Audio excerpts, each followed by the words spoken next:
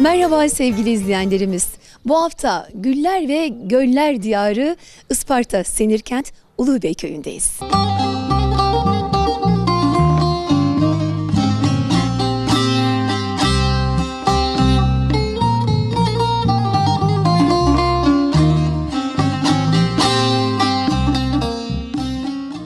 Yavaş yavaş Seyit Veli Baba Sultan Türbesi'ne doğru ilerliyoruz.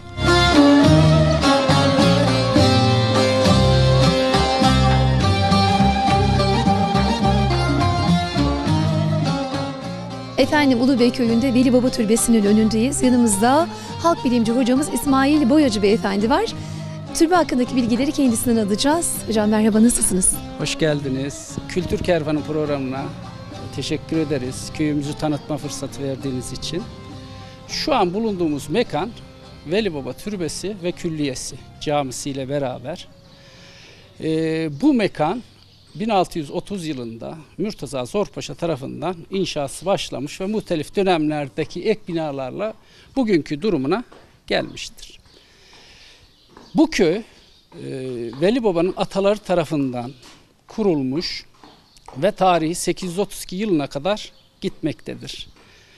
O yıllarda buraya Seyit Battal Gazi'nin babası Hüseyin Gazi ve Hasan Gazi ikisi kardeştir. Bu bölgelere savaşa geldiğinde buradaki kahramanlıkları bundan sonraki atalarına da kendinden sonra gelen nesile de yansımıştır. Ve Zeydi Sadis oğlu Hasan Gazi Eğirdir bu havalinin fethi için geldiğinde Uluborlu'da şehit oluyor. Bu kişi de şu an türbede ilk yatan kişi olarak merkatının da başında göstereceğim orayı da size türbenin içerisinde. Ve bundan sonra tekrar evladı Hüseyin Gazi ve çocuklarıyla beraber Ali Gazi ve Mustafa Paşa ile birlikte ikinci defa Uluborlu fethi için geldiğinde onlar da burada şehit oluyor. Ve bu dördünün mezarı türbemizin içerisinde ve ilk yatanlar bu şekildedir. Bu tarih zaten Uluborlu'nun kurtuluşu yani fethi 1197 yılına tekabül etmektedir yaklaşık. Bu yıllardan sonra olmuştur bu dediklerim. Genelde mimari yapısı buranın Osmanlı'daki Osmanlı mimari yapısıyla yapılmıştır zaten olarak yapımız. Ve buradaki taşlar zamanındaki Çanlı Kilise taşlarıyla bu özellikle buradaki alt kısımdaki taşlar oradan gelen taşlarla yapılmıştır ve en sonda köyümüzden Ramazan bin tarafından da minarenin en üst kısmı tamamlanmıştır. Yani peyderpey olmuştur. O günden bugüne kadar da 3-4 sefer büyük tadilatlar geçirmiştir. En son tadilatta 2007 yılında geçirmiştir. İsterseniz bu kadar şeyden sonra isterseniz bir de içerideki atalarımız ve türbeye girişiyle ilgili bilgilendirme yapalım.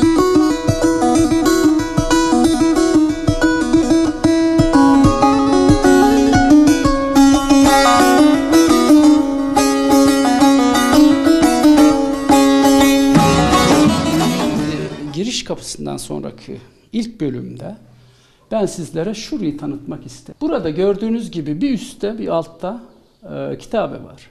Bu kitabe tamamen Veli Baba'nın kendisi tarafından döneminde yazılmış ve inşa zamanı buraya kendi elleriyle buraya monte edildiği, buraya konulduğu rivayet edilmektedir. Yeşil eşik diye adlandırdığımız mermerden bir bölüm var. Bu bölüm bizim için ve türbenin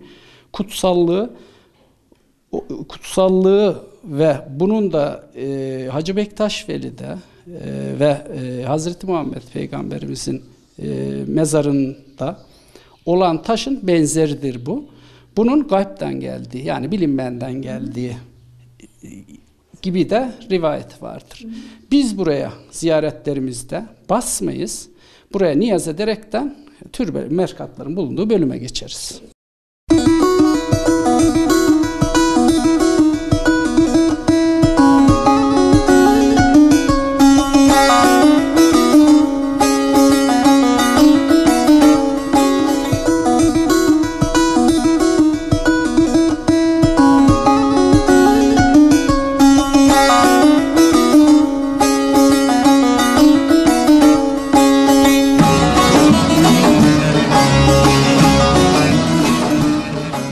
Sevgili izleyenlerimiz, şu an Veli Baba Türbesi'nin kapısındayız.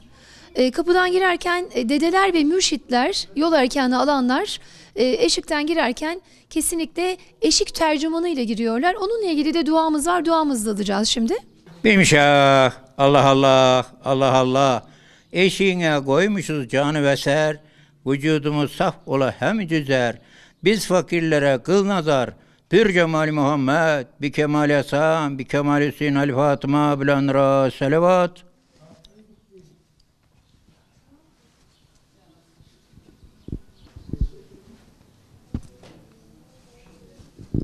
Bimşah, Allah Allah, Allah Allah. Cem'e girdik, vücudumuzun Kabe'sini kıldık. Ta sen ilahil alemsin, netçinem ya. Muradımız budur ya, kiram ya illallah. Pür cemali Muhammed, bi kemali Hasan, bi kemali Hüseyin, Ali Fatıma, bilanra selavat. Bimşah, Allah Allah, Allah Allah. Kaşlarına karşı biz niyaza gelmişiz. Hak gördük, hak eşittik, onun için niyaza gelmişiz. Bir cemali Muhammed, bi kemal Hasan, bi kemal Hüseyin, Ali Fatıma, bilanra selavat. Bimşah, Allah Allah, Allah Allah, Allah Allah. Bismillahirrahmanirrahim. Kâle Rabbena zelemna enfusina innem tağfirlene tehremne leküllena minel hasirin. Elimiz erde, yüzümüz erde, özümüz darda, Hak Muhammed Ali divanında, mürşit huzurunda, pir huzurunda, canımız kurban, tenimiz tercüman. Biz fakirlerden arınmış, incinmiş can kardeşleri varsa bile gelsin, dile gelsin. Pür Cemal Muhammed, Kemal Hasan, Kemal Ali Fatıma, bilanra selavat.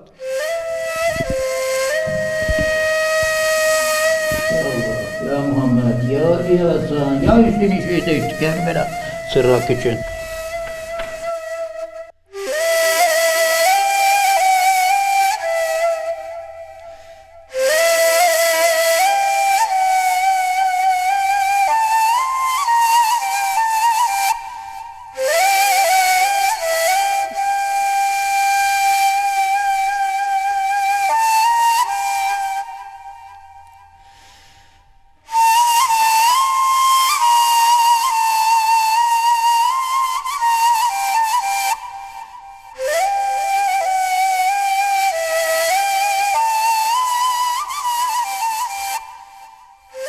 Bimşah, Allah Allah, Allah Allah.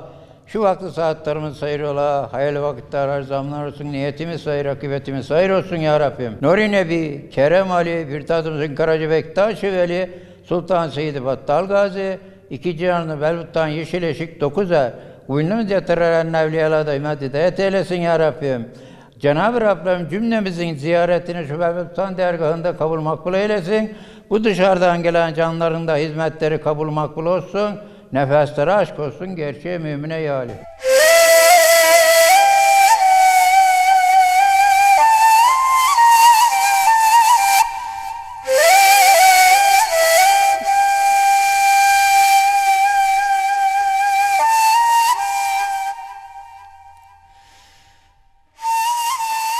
Efendim şimdi türbenin içerisindeyiz.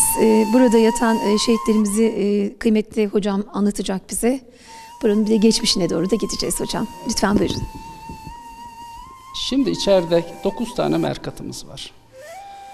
Bu bölümde dışarıda bahsettiğim şehit olan, Uluborlu Fethi'nde şehit olan Hasan Gazi'nin merkatının başındayız. Bu türbe, burası Zeydi Cebel olan kıraş bir arazi iken İlk buraya tabi hiçbir şey yok iken kendisi buraya defnediliyor. Hüseyin Gazi yine aynı şekilde bu bölgenin özellikle Uluborlu Fethi'ne geldiğinde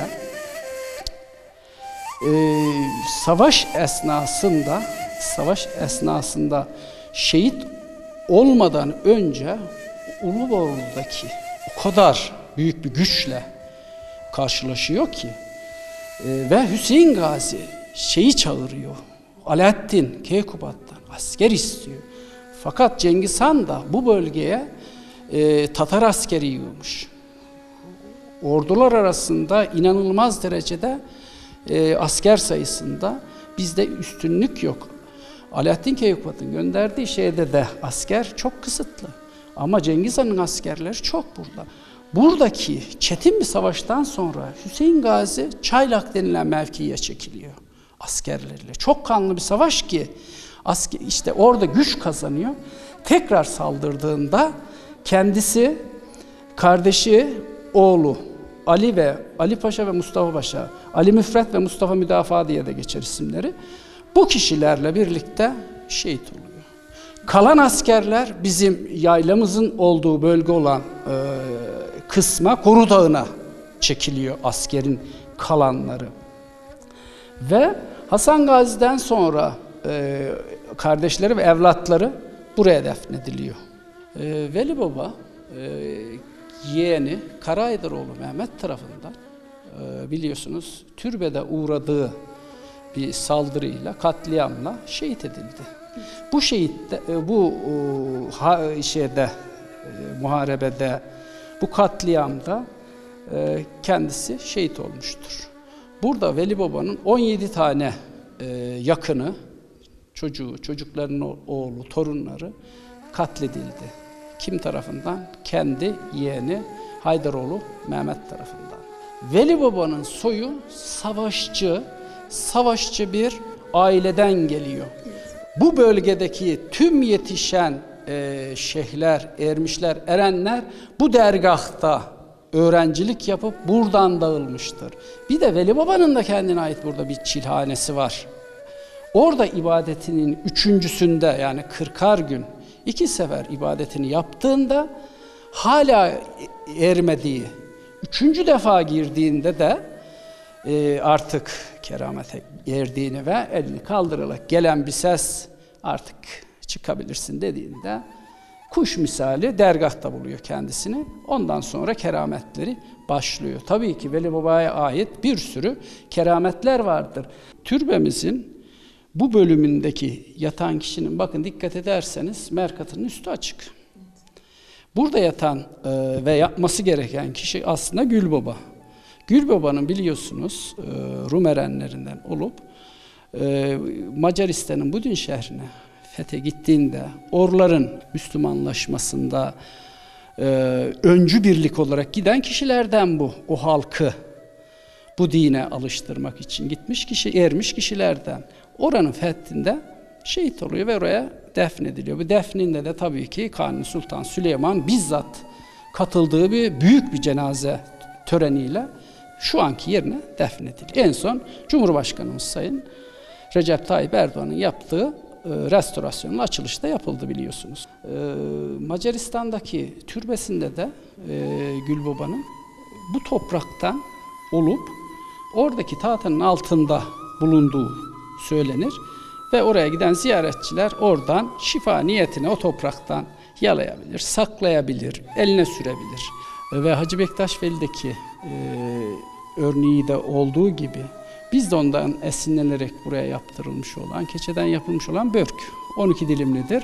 12 dilimlikte biliyorsunuz 12 bizlerde 12 imamları temsil eden bir de simgesi vardır.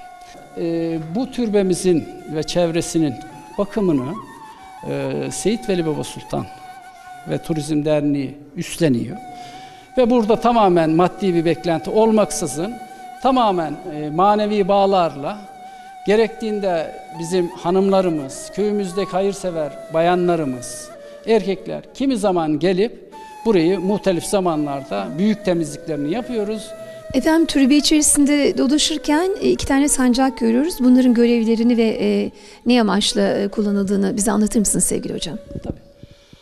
Şimdi bu gördüğümüz Veli Baba sancağı.